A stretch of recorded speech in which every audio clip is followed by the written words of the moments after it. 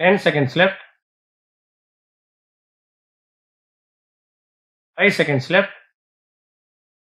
Begin. சட்டமன்ற பேரவையில் வரவு செலவு திட்ட பொது விவாதத்தில் உறுப்பினர் ஆற்றிய உரை வருமாறு.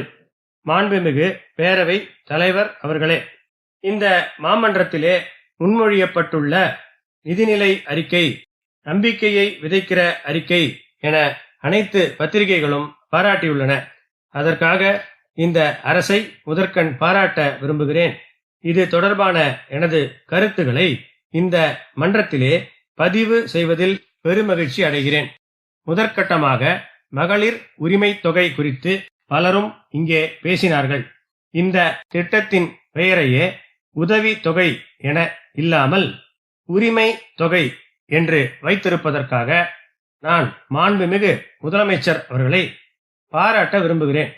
இது எப்படி உள்ளதென்றால், பசியோடு உள்ளவரை வீட்டுக்குள் அழைத்து உபசரித்து பசியார வைப்பது போல் உள்ளதால் மிக விரைவில் பிற மாநிலங்களும் இந்த திட்டத்தை பின்பற்றக்கூடிய நிலை ஏற்படும் என்று சொல்லிக்கொள்ள ஆசைப்படுகிறேன்.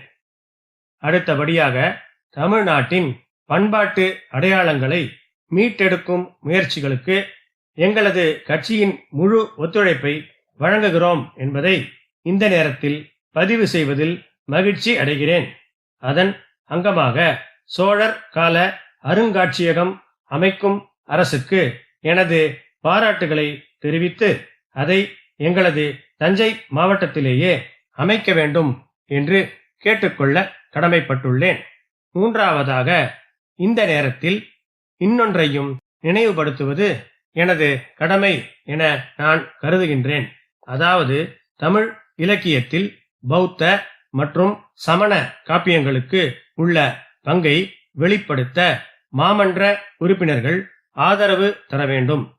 அதேபோல கள்ளக்குறிச்சி மாவட்டத்திலே பல இடங்களில் புத்தர் சிலைகள் சிதிலம் அடைந்து கேட்பாரற்று கிடக்கின்றன. பல சிலைகள் வெளிநாடுகளுக்கு கடத்தப்பட்டுள்ளன. எனவே அரசு அவற்றை கண்டுபிடித்து மீட்டு காஞ்சிபுரத்திலே மணிமேகலையின் பெயரில் ஒரு கோட்டம் அமைக்க வேண்டும் என்று வேண்டி விரும்பி கேட்டுக்கொள்கிறேன். அடுத்ததாக முக்கியமான ஒரு கருத்தை அரசின் கவனத்திற்கு கொண்டு வர ஆசைப்படுகிறேன். அதாவது, தற்போதுள்ள சூழ்நிலையில் மாநில அரசுகள் தங்களது உரிமைகளை படிப்படியாக இழக்கும் நிலை உள்ளது. மத்திய அரசிடமிருந்து வரவேண்டிய நிதியும் குறைந்து வருகிறது. மாநில உரிமைகள் குறித்தும் அதிக நிதி பகிர்வு குறித்தும் பேச சட்டமன்றத்தின் சிறப்பு கூட்டம் ஒன்றை கூட்ட அரசுக்கு வேண்டுகோள் வைக்க விரும்புகிறேன். அடுத்தபடியாக மற்றொரு கோரிக்கையையும் இந்த நேரத்தில் மாமன்ற உறுப்பினர்களின் கவனத்திற்கு கொண்டு வருகிறேன்.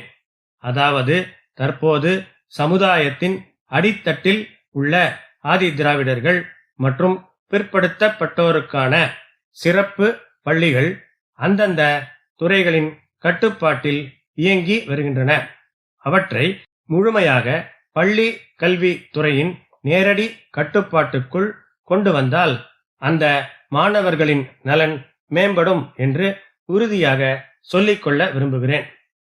அடுத்தபடியாக, ஆரம்ப பள்ளிகளில் காலை உணவு வழங்கும் திட்டம் மிகச் சிறப்பானது என்பதை குறிப்பிட விரும்புகிறேன். இந்த முன்னோடி திட்டத்தை அனைத்து மாநிலங்களிலும் நடைமுறைக்கு கொண்டு வர மத்திய அரசின் மூலம் நடவடிக்கை எடுக்க ஆவண செய்ய வேண்டும் என்று கேட்டுக்கொள்ள விரும்புகிறேன். அடுத்து, முக்கியமான ஒரு பொருள் குறித்து நான் அரசை பாராட்ட விரும்புகிறேன். நமது மாநிலத்தின் பண்டைய மக்களில் ஒருவரான நரிக்குறவர்களின் நலன் பேண அவர்களை பழங்குடியினர் பட்டியலில் சேர்க்க மாண்புமிகு முதலமைச்சர் அவர்கள் பரிந்துரை செய்தார்கள். தற்போது மத்திய அரசு அதற்கான ஆணையை வெளியிட்டுள்ளது என்பதை சுட்டிக்காட்ட ஆசைப்படுகிறேன். இந்த நீண்டகால கோரிக்கையினை ஏற்று சமூக மற்றும் பொருளாதார நிலைகளில் அடித்தட்டில் உள்ள இவர்களை மேம்படுத்த உதவிய அரசுக்கு நன்றி பாராட்டுகிறேன்.